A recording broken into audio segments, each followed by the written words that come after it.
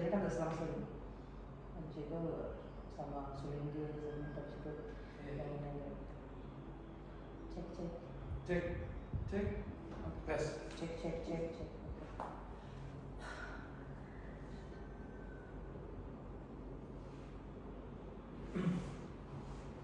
Om Swastiastu. Om Swastiastu. Kembali lagi di channel Santi Dharma Chandra. Astunggaru berkat Tuhan Ida Sang Budi Wase. Santi bisa konten dengan toko muda Hindu yang ada di Bali, tepatnya dengan di area Gangga yang sudah meluangkan waktunya sudah berkenan di channel YouTube Santi Dharma Chandra. Bagaimana kabarnya, Bli? Kabar baik, Mas Santi.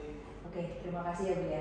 Bli, ini kan Santi melihat Bli ini cukup berani ya, dan Santi juga memiliki pertanyaan-pertanyaan yang cukup sensitif gitu kan. Jadi yang pengen tahu, karena rasa ingin tahu mungkin dari netizen yang Santi wakili atau banyak hal yang ingin yang dijelaskan ke publik seperti itu, agar tidak ada statement-statement yang bikin pertanyaan diri, kemana sih ini, mau bertanya kepada siapa sih, atau seperti itu kan.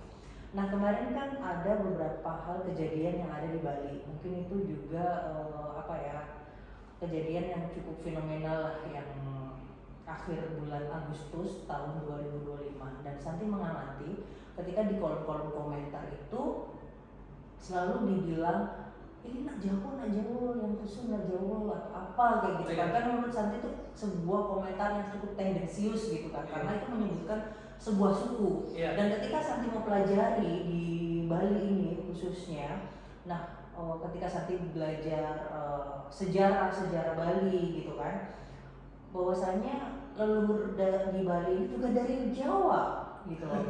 Kenapa kok kenapa ada statement-statement yang underestimate terhadap salah satu suku yang mungkin di komentar itu gitu.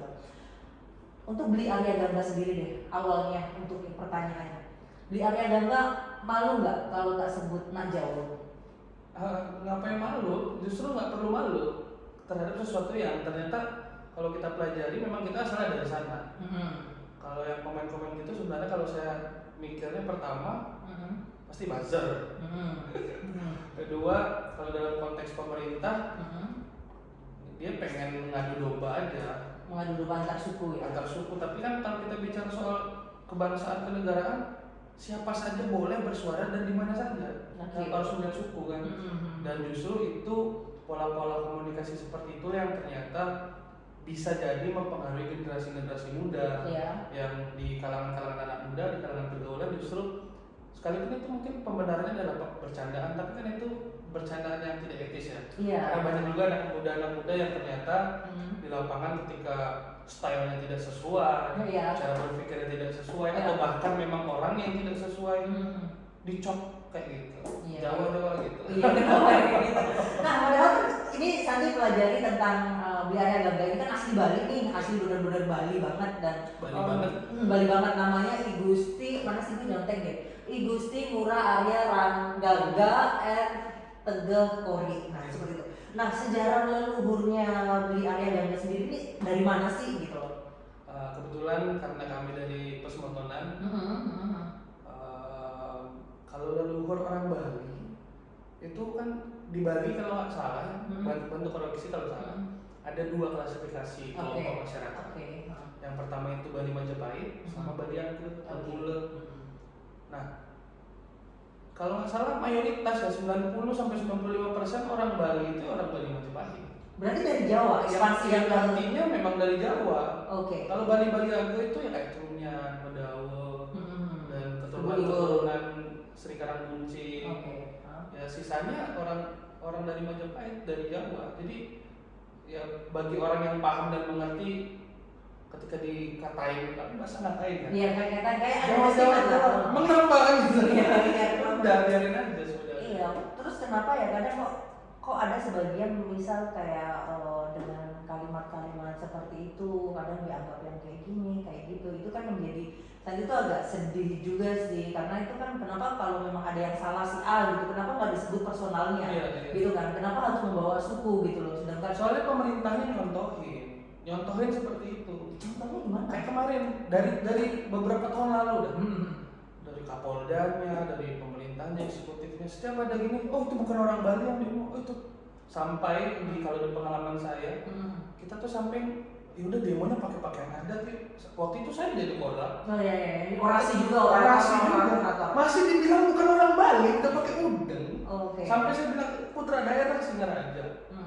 Itu masih dibilang bukan. Intinya bukan itu. Sebenarnya mereka tuh cuma nggak mau kita demo aja. Biar kita dibenturkan sama masyarakat yang fanatik sehingga bukan orang Bali itu. Emang orang Bali nggak boleh bersuara. Emang kalau bukan orang Bali nggak boleh bersuara. Seperti itu. Nah, sehingga dicontoh nih sama generasi muda. Iya, jadi ada kalimat-kalimat underestimate seperti itu Iya. ya. Jadi kayak misal, makanya kadang kalau ada orang yang ngatain ini ke kalimat underestimate ya, nggak jauh aja. Lah, leluhur kamu aja dari Jawa. Iya. Coba kalau orang Jawa pas waktu ekspansi ke Bali dikatain nggak jauh gitu apa gimana kalau perasaannya? Mungkin nggak sih? Kalau Santi lihat kayak misal nih, Santi belajar dari Ratu Niangira ya, yang eksis di Bali, yang calon arang itu kan, itu kan dari Kediri, Jawa Timur ya. Terus Sudra untuk Ida Pedana Sakti Baurawuh gitu kan, itu kan dari Jawa. Beliau lahir dari Jawa, bisa cek di Google tentang beliau asal usulnya. Terus Ida Dayarsi di Matre, itu juga dari Jawa. Empu Geni Jaya, atau mungkin Empu Barada, Empu Tantular, Empu Kuturan yang memang pemerintah kita nggak sampai sana pikiran. Sampai sih. Sampai pikiran dari sana. Terus Empu Kuturan sendiri itu yang menyatukan masyarakat Bali untuk yang dulunya katanya di Bali itu banyak sekte. Iya. Sehingga Empu Kuturan menciptakan pura Kayangan 3. Di setiap desa ada pura dalam. Itu rapatnya di Pura Sampang 3 di Gianyar. Di Gianyar. Terus ada pura dalam, terus pura pusat, terus satu lagi pura satu yang memang pura dalam, pura desa, terus pura pusat itu kan yang disebut dengan pura Kayangan 3. Itu kan dari Jawa juga gitu loh. Kenapa ketika mungkin ini generasi untuk selanjutnya ya, atau siapapun penonton ini jangan ada kalimat-kalimat yang menurut saya itu rasis sih. Rasis banget. Rasis dan itu cukup sedih gitu kan. Sebagai mungkin banyak juga yang orang Jawa yang mungkin sekarang di Bali juga yang mungkin juga memberikan kontribusi yang baik, yang positif, mungkin memutarkan roda perekonomian, yang membantu, yang mungkin juga banyak orang Jawa yang masuk agama Hindu gitu loh, dan Naya dan lain-lain gitu. Kalau mendengar kalimat itu menurutnya di Ayah sedih nggak? Sedih sih pasti, tapi kan balik lagi ini sebenarnya harusnya pemerintah memberikan contoh. Iya. Contoh untuk kemudian bisa merangkul antar etnis, antar golongan. Tapi kalau kita coba objektif, itu juga mungkin bisa lahir dari rasa traumatis orang Bali. Oh, gimana itu? Bisa dijelaskan?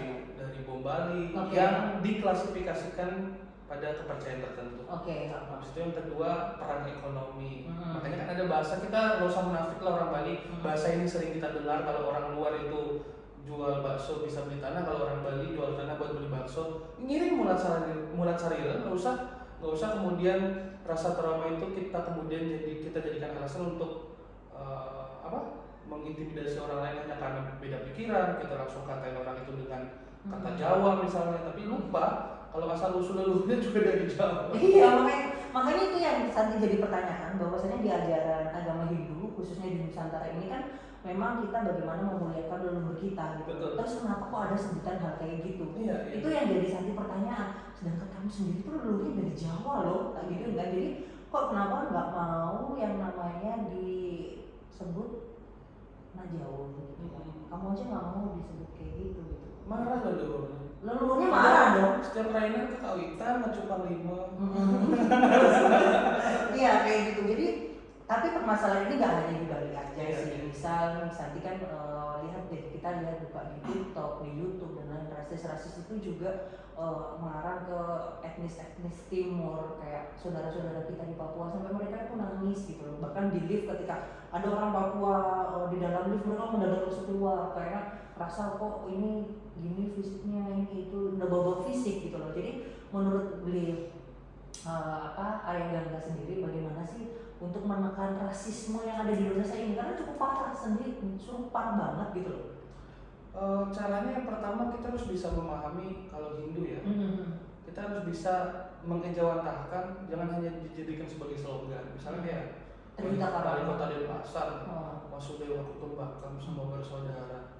Itu jangan jadikan slogan atau ucapan, tapi tindakan. Tindakan. Habis itu yang kedua tatuan asli, Bhinneka Bhinneka Tunggal Ika tuh ngapain, kata Bhinneka Tunggal Ika tuh besar-besar di burung Garuda kan.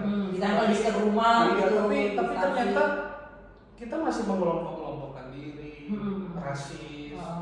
Kadang ilmu itu kan ilmu leluhur ya. Iya. Itu coba kita renungkan lagi dah. Gimana sih filosofi? Oh gitu ya. Tapi kadang ada kok statement-statement omongan yang mungkin ini saya disebut oknum ya, oknum bahwasanya kalau menikah ini untuk urusan tentang perasaan gitu ya. Untuk menikah memang harus yang sama kawitannya, harus yang benar-benar setara kastanya dan lain-lain gitu kan. Terus menurut di Arya Gangga bisa nggak sih sebuah perasaan itu dibatasi hanya sebagai itu? 2025 ya masih ngomongin kasta, cuma kenapa gini? Ini orang-orang masyarakat yang masih berpikiran seperti itu, khususnya orang tua. Coba komen di bawah. Carikan saya satu sastra atau sloka yang membenarkan pemikiran itu. Harus satu darah, satu kasta, satu. Bahkan agama Hindu tidak melarang pernikahan beda agama. Nggak melarang. Iya. Tapi kalau di Arya Gangga sendiri, kalau misal istrinya suatu saat bukan orang Bali, maksudnya orang luar Bali, mungkin bisa terima nggak karena itu? Ketika Tuhan menggerakkan hati kita untuk mencintai yang bahkan bukan dari orang Bali, berarti itu kan restu Tuhan. Untuk apa kita membatasi cara berpikir kita kalau memang itu sudah jalan yang Tuhan kasih? Tuhan aja tidak pernah membatasi kita. Iya. Iya. Jadi kayak gitu. Kenapa manusia harus membatasi? Oh, kamu agama A, aku agama Hindu, kamu kasta A, aku kasta B, kamu suku A, aku suku C, nggak bisa. Kalau memang sudah perasaan, yang mengelompokkan diri itu kan manusia. Iya. Tuhan itu nggak pernah mengelompokkan umatnya. Nah, justru itu kadang kita harus bisa lebih bijaksana. Bagaimana sih memaknai kehidupan ini dalam konteks misalnya perjodohan. Iya. Dan cara berpikir turun-temurun tadi lah yang menurutku anak muda itu bisa lebih speak up. Masa harus sedara. Ada yang bilang komen-komen darah biru. Coba. Iya benar. Tulis emang bener darah biru. Iya kayak gitu masih ada loh kayak gitu. Ini ya pernah sih saya mendengar kayak gitu kan. Cuma ya udah. Kadang bercandain aja, emang bener coba ambil lihat biru darahnya. Iya. Cuma nanti ya siapa sih cuma remahan gitu doang gitu kan di Bali. Jadi ya banyak hal yang harus Santi adaptasi mungkin ya. Kadang kalau mungkin dibilang baper juga baper lah kayak gitu kok fenomenanya kok kayak gini. Itu mungkin oknum ya, tapi sebenarnya juga yang lain juga banyak gitu kan. Nah terus lagi untuk bagaimana sih agar generasi muda ini kan kita juga bisa disebut negara kesatuan Republik Indonesia. Kita Bhinneka Tunggal Ika itu pun dari kitab Sutasoma di mana dari Uputan Tular seperti itu kan. Bagaimana sih merawat sebuah kebinekaan itu? Merawat kebinekaan. Jadi banyak hal yang mungkin kadang Santi sendiri kita harus akui kan Hindu ini agama minoritas gitu loh. Jadi bagaimana sih kita agar bisa dipandang yang diterima? Kalau di Bali sih it's fine. Tapi kalau di luar bagaimana? Pernah nggak mengalami kejadian hal yang rasis atau disebut nyembah berhala kayak apa? Pernah nggak kayak gitu? Aduh, karena kebetulan saya lahir di Sulawesi, besar di Jawa tentu pernah. Itu terjadi di setiap tempat sebenarnya. Terus kalau pertanyaannya kemudian bagaimana sih merawat kebinekaan, sebenarnya kembali ke pendidikan awal di rumah. Bagaimana orang tua mendidik. Nah, tapi justru itu jadi value buat diri saya sendiri. Karena pernah merantau kemana-mana sehingga menjadi pribadi yang tidak terlalu fanatik, dalam artian melihat perbedaan itu sudah biasa. Teman saya banyak Katolik, teman saya banyak yang Muslim. Jadi udah normal. Tapi kan misal nih kalau di Arya Gangga ini kan tinggalnya di Jero ya, di Singaraja itu kan. Terus habis itu ya bisa dibilang juga berkasta lah kalau di masyarakat umumnya kayak gitu kan. Nah itu apakah dianggap sebuah privilege atau memang kayak gagah-gagahan seperti di Arya Gangga yang harus mengenalkan diri saya dari ini loh, saya harus ini loh kayak gitu, gimana sih? Syukurnya saya dari Singaraja ya. Kalau di Singaraja itu nggak peduli masalah begitu. Serius? Singaraja itu sangat egaliter. Terus berbeda dengan daerah-daerah lain mungkin yang fanatiknya masih kencang. Kalau di Singaraja sih enggak. Jadi itu menjadi urusan keluarga masing-masing. Oke. Jadi enggak ya kamu harus tidak pernah ada tempat spesial. Jadi misal kayak kamu harus memperlakukan saya seperti ini, kamu harus kayak gini, kamu harus ini. Harus mendak pakai kuda gitu. Nggak tahu gue. Nggak tahu. Enggak. Kalau untungnya saya dilahirkan pindah-pindah pulau, tinggal di pindah-pindah pulau dan asal dari Singaraja, jadi membentuk karakter yang universal, terbuka. Nggak tahu kalau mungkin saya lahir di Puri di daerah Gianyar atau Bandung, mungkin kemana-mana pakai mahkota. Harus banget ya pakai mahkota, harus banget gitu kan. Iya ya, siap turun. Lucu ya, jadi itu yang apa? Karena gini, sampai biar enak. Saya menganggap bahwa kehormatan itu didapat dari perilaku. Really? Iya. Jadi walaupun bukan dari privilege dari. No. Itu bagi kami di keluarga besar Tegak Guli, nama Gusti itu ya warisan yang dalam tanda petik kita jaga sebagai budaya. Tapi bagi saya kehormatan itu datang dari perilaku. Kalau namamu Gusti tapi perilakumu jelek, siapa yang bakal menghormati? Kalau namamu Hidayah Agung tapi perilakumu jelek, siapa yang menghormati? Wayan Koster Gubernur Bali, di Patwal dia kemana-mana siapa gue? Wayan Koster namanya. Jadi kembali ke perilaku, prestasi. Jadi ukurannya sekarang bukan kasta menurut saya, tapi ukurannya adalah bagaimana kita bisa menempatkan diri di masyarakat melalui perilaku dan prestasi yang kita miliki. Jadi harus kita memiliki value dalam diri. Value untuk bagaimana kita membuktikan dengan prestasi kita, dengan apa yang harus kita lakukan bermanfaat untuk umat dan masyarakat seperti itu. Karena menurut Santi itu, ini yang kemarin itu bikin cukup sedih ya, cukup sedih dalam artian gini. Kita tahu bahwasanya di Indonesia, di Nusantara ini bahwasanya agama leluhur kita kan agama Hindu sebagai pondasi Hindu Buddha sebagai pondasi Nusantara ini. Tapi kenapa Hindu Buddha ini tergolong minoritas? Why? Kita nggak punya misi memperbaiki umat. Mungkin kita bukan agama misionaris, kita paham akan hal itu. Kita bukan agama misionaris, tapi kan kita ajaran leluhur kita. Kenapa enggak banyak masyarakat yang choose dengan kesadarannya untuk memilih sebuah agama Hindu, agama leluhur kita? Kenapa? Mungkin ada yang ditakutkan kayak ini mungkin masih pemikiran orang yang belum paham ya. Ini kemarin saya bahas di WhatsApp, nggak mau lah di agama Hindu ada kastanya ini itu. Bagaimana sih pengertiannya? Sehingga itu kan membuat orang mau mengenal agama Hindu itu jadi takut. Iya. Bagaimana? Pengertian kasta menurutnya di area Gagan gimana? Kalau kasta ini jelas semua orang tahu sebenarnya, cuma kan tutup telinga tutup mata. Pengertian kasta dalam Weda itu kan tidak ada, ada caturwarna atau profesi. Jadi kemudian kadang yang berusaha, kalau kami mewarisi gelarnya iya, tapi tidak mewarisi statusnya. Contoh, leluhur kami raja, tapi kami tidak mewarisi itu, kita mewarisi gelarnya sebagai bentuk budaya. Nah kadang orang-orang fanatik itu selain mewarisi gelarnya ingin mewarisi statusnya. Status itu nggak turun menurut saya. Ketika memang dulu leluhurmu raja, tapi ketika kamu lahir di sini sebagai koki misalnya, kamu pelayan. Ketika leluhurmu raja tapi kamu bisnis TikTok ranjang kuning, kamu waste-nya. Iya dong, maksudnya bisnis TikTok ranjang kuning kan tuh. Ya kalau bilang pedagang kan. Iya, sekitar online. Terus kalau yang ada di Weda itu kan ada yang caturwarna. Itu bisa dijelasin nggak? Caturwarna, cuma kan digeser ketika di Nusantara digeser sama Belanda sebagai caturwangsa. Ketika kamu jadi guru, kamu brahmana karena menyebarkan ilmu. Kamu jadi tentara, polisi, kamu ksatria. Kamu jadi pemerintah, DPR, jadi gubernur, kamu ksatria. Berarti secara fungsional. Terus kalau misalkan untuk yang Waisya, Sudra itu bagaimana? Kalau Waisya yang seperti saya sebut tadi, ketika kalian suka berdagang, suka berbisnis, jadi pembisnis CEO, ya kamu Waisya pedagang. Tapi ketika kamu sudah itu diklasifikasikan itu tuh bukan yang paling bawah ya sebenarnya. Ini soal profesi. Sudah itu kan profesinya yang berkaitan dengan jasa, servis AC, kayak gitu-gitu. Tapi kadang orang justru mengkelompokkan dirinya, kembali ke pertanyaan tadi, karena terlalu sering berkutat pada pengelompokan diri, jor-joran soal upacara, sehingga orang lain yang ingin masuk Hindu di Bali justru kan berat ya kayaknya. Iya, itu benar. Iya sih. Tapi justru mohon maaf kayak kasus Bu Desa kemarin yang pindah agama itu menjelek-jelekan agama Hindu. Ya kita juga harus mulai sarira walaupun Bu Desa saya laporin kalau dia. Oke. Iya, terus.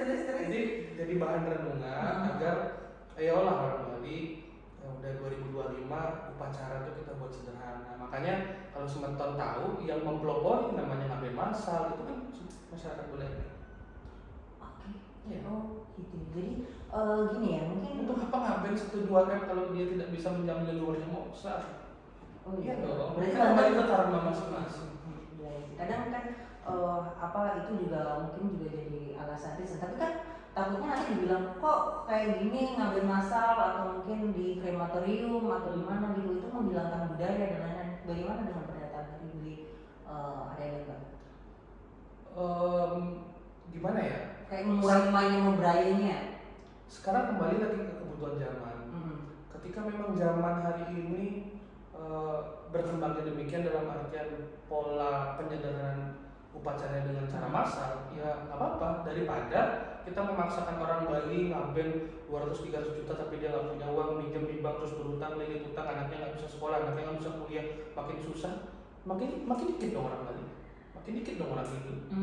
Jadi kan itu adalah bentuk efisiensi tanpa mengurangi esensi dari budaya itu sendiri. Nggak masalah. Daripada apa ya, kalau bahasanya penginsir kami di sini, ini soal buying time aja. Bagaimana cara kita mempertahankan budaya, daripada kita paksakan kekeh dengan cara terdahulu tapi justru memberatkan umat. Oh ngaben harus gini, harus sendiri, biaya 300 juta. Iya. Jam dia uang di bank. Kasihan. Yang meninggal pun gak tenang. Oh iya. Iya.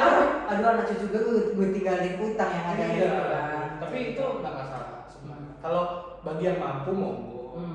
Bagi yang nggak mampu ya jangan dijadikan ajang gengsi. Tapi kalau Beli Arya Gangga sendiri open mind nggak sebagai orang Bali menerima orang luar Bali untuk belajar ada budaya Bali dan belajar tentang agama Hindu di Bali? Bagus loh. Semakin banyak yang belajar, semakin banyak yang kepo, semakin bagus, semakin terimplementasi bahwa ilmu agama Hindu itu universal. Justru kalau kita menutup diri, bullshit lah kalau bilang agama Hindu itu universal. Mau ya kayak kalimat-kalimat Hindu dipakai di negara aja boleh kok. Masa orang luar Bali belajar Hindu di Bali nggak boleh? Bhinneka Tunggal Ika aja dipakai kok di burung Garuda. Nah, terkait dengan Bhinneka Tunggal Ika itu kan peninggalan dari imputan tular ya. One day di Arya Gangga setuju nggak kalau ada generasi muda Hindu yang akan menjadi presiden? Layak nggak? Ada, kalau jawaban pertanyaannya layak. Tapi ada 2 jawaban. Pertama, jawaban optimis. Ya semua orang berhak menjadi presiden. Oke. Siapapun. Jawaban yang kedua ini jawaban realita. Sayangnya syarat menjadi presiden kan 2, orang Jawa sama orang yang agamanya mayoritas. Orang Jawa kan menurut orang Bali orang Jawa pasti bisa dong, bisa lah. Ya kalau Tuhan berkehendak. Berkehendak apa sih ya? Santi misalnya jadi presiden perempuan kedua dari agama Hindu. Setelah Merdeka. Santi nggak ada cita-cita jadi presiden sih. Santi pengennya We jadi. never know kalau ternyata Tuhan memberikan jalan demikian. Tapi Santi pengen jadi penasihat presiden. Oh iya. Iya, karena waktu itu Santi pernah di Istana Negara yang jadikan segala keputusan sesuatu itu juga kita juga percaya menganut secara skala dan istana. Dan Santi belajar dari raja-raja Majapahit dan lain-lain. Kan kita juga Arya Gangga juga mengenal sebagai Bagawanta gitu kan. Pasti ada bagaimana para pemimpin itu memiliki spiritual gate-nya untuk sebagai mengambil keputusan. Santi itu pengen di balik layar tapi bisa untuk memberikan pendapat yang secara mengambil kebijakan secara krusial. Bagaimana pendidikannya seperti itu. Kenapa sih Santi nggak mau jadi pejabat? Santi nggak bisa pencitraan. Itu banyak pejabat pencitraan. Itu mungkin oknum ya Santi ya. Gak apa-apa, citra itu perlu. Yang penting kerjanya nyata nggak masalah gitu kan. Jadi Santi pengen ke situ pas waktu Santi di Istana Negara waktu itu kan Santi juga pers di Bali TV tapi yang di Jakarta. Jadi ditugaskan di DPR, setelah di DPR Santi di Istana Negara ya tahu lah kurang lebih bagaimana kehidupan di Istana Negara itu seperti apa. Jadi sekarang Santi pengen belajar di Bali ini seperti kampus gitu kan, menurut Santi kampus spiritual. Jadi untuk Santi menulis textbook di sini. Tapi kita nggak pernah tahu ya jalan ke depan itu seperti apa. Nah Beli Arya Gangga sendiri optimis nggak Indonesia itu mengalami masa-masa kejayaan? Tapi kan kita lihat realitanya di negara ini juga sesama anak negeri berantem, pemerintahnya seperti ini, demo ke ini itu, terus saling benci, saling fitnah, saling hasut, nggak suka orang yang melihat sukses dan lain-lain. Dengan sebuah carut marut ini apa sih? Alasan apa kita harus tetap optimis gitu? Padahal saat itu kadang juga, aduh kok gini banget ya, kayak down banget. Itu Santi ya, mungkin yang lain juga bisa lebih down lagi gitu. Hal apa yang bisa bikin optimis di negara ini? Pertama, saya optimis bahwa masih banyak anak-anak muda yang kritis dan pengen bersuara. Banyak contohnya kayak Ferry Iwandi, Coki Pardede, dan banyak anak-anak muda yang masih ingin bersuara. Bentuk optimisnya di sana. Kedua, per hari ini selagi kita masih meyakini bahwa negara kita sistemnya demokrasi, sejauh itu juga kita masih meyakini bahwa kedepannya kita akan menjadi bangsa yang besar. Karena lagi-lagi kalau pemerintah itu absolut, pemerintah itu tidak bisa dikritik, keran demokrasi dimatikan, di sana kita akan, ya teman-teman tahu lah zaman Soeharto seperti apa. Jadi banyak hal yang harus kita suarakan, tapi yang lebih ke Santi fokusin tuh rasa kasih sayang toleransinya tuh nggak ada. Lebih ke minim lah, minim sesama rakyat sendiri aja saling menjatuhkan, ini lihat ini. Ya koruptornya seneng tau. Kalau rakyat merantau tuh koruptor seneng tau. Oh gitu ya. Oh sibuk, ya udahlah. Iya, mereka udah sibuk dengan mengambil bagaimana nih celah-celahnya apa yang bisa apa dikorupsi kayak gitu kan. Baiklah, beli Arya Gangga, namanya panjang banget sih, kenapa sih? Jadi mau manggilnya tuh agak gimana gitu, panggilnya Turah gitu. Saya selalu memperkenalkan nama di mana-mana tuh Arya Gangga. Kenapa nggak mau privilege dipanggil Turah? Nggak suka, kebiasaan dari kecil manggil Arya Gangga. Oh gitu ya. Tapi kalau dipanggil Turah nggak apa-apa sih. Nggak apa-apa lah, kan hak juga. Terserah orang ya. Tapi memperkenalkan nama IG itu username Arya Gangga. Oh ada. Ganti Turah. Iya, harus kayak gitu. Baiklah, terima kasih ngobrolnya sangat menarik antar generasi muda Hindu. Jadi banyak hal yang harus kita pelajari. Bagaimana kita ber-speak up agar Indonesia ini benar-benar bisa mewujudkan nilai-nilai leluhur, khususnya untuk ajaran-ajaran agama Hindu. Jadi kita nggak perlu malu untuk jadi agama Hindu dari suku mana gitu. Bisa dari teman-teman Papua juga, kemarin lucu-lucu tahu kan anak Papua belajar Om Swastiastu gitu. Jadi saat itu pengen bahwasanya agama Hindu ini adalah hak setiap manusia tanpa melihat dari mana ya, dari mana. Itu kan sebuah kita nggak bisa memilih, emang nggak bisa diskreditkan gitu. Iya, beli Arya Gangga bisa request leluhurnya dari mana. Iya. Kan nggak bisa kan, semuanya kan garis ketentuan. Udah jalan gitu. Terima kasih itu dengan para Santi. Terima kasih banyak Bu Santi, pada penonton Santi Dharma Chandra channel. Jangan lupa di komen, di like, di share, karena akan banyak pembahasan menarik ke depannya. Iya, Hostnya sangat energik. Saya ucapkan terima kasih kepada Bu Santi. Mari kita tutup dengan Om Santi. Om Santi.